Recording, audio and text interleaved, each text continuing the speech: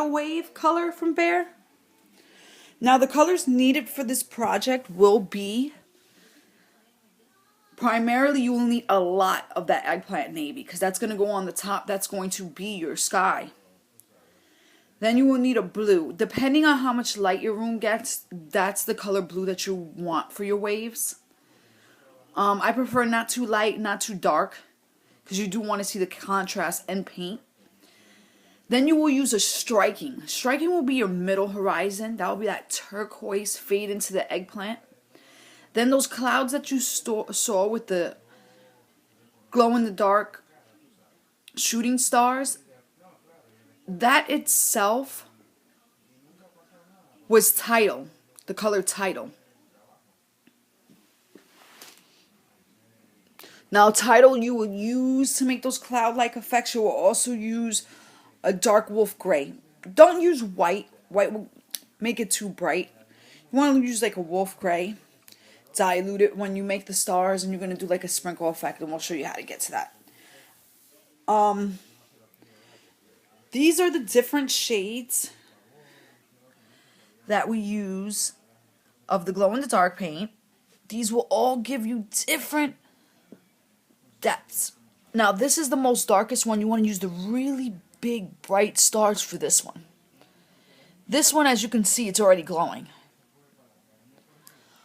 Then the Martha Stewart Crafts Glitter is great. Then you want to use Craft Mom Bond Elmer's glue. You will need a rolling pan.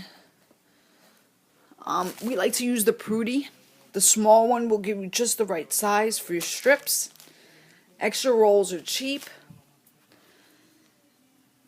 You will use a level to outline your strips, and then you will use the tape. Just regular tape. You don't want to use frog tape. Frog tape, I get a lot of people saying it's peeling off some of the walls, it's peeling off some of the paint. So you just want to use regular painter's tape. You want to use a really messed up brush. You see that really old brush that you want to throw out? Don't throw it out. You're going to use that to dry brush. Then a soft brush, which I usually don't use much. I use this one. Wire to make the bats flying across the room. Later on we'll get into this. This is going to be fish bowls. They're going to be portholes because his room is supposed to be as if it's a pirate ship. See, this is the border of a pirate ship. And we're going to have portholes against that to make it look like we're looking out into the ocean. And this chaotic scene is the scene that is in the ocean that he's looking over the deck into. Now this whole room will come together. Later on we'll have LED lights. You usually get these yourself. It comes with remote control. We'll make a storm cloud. We're going to use quilling to make these look like portholes. Also, this is great because you use a fish. Once you take off this brown piece, it's clear.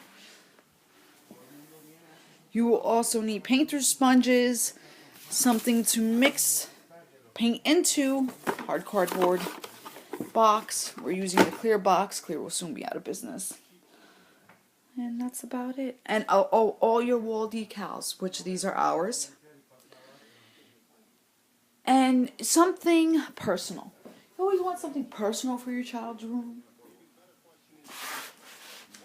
Skylar's personal thing is actually a sign that says Captain Skylar. So this one says Pirate's Life for Me, Captain Skylar, and that will be in the middle.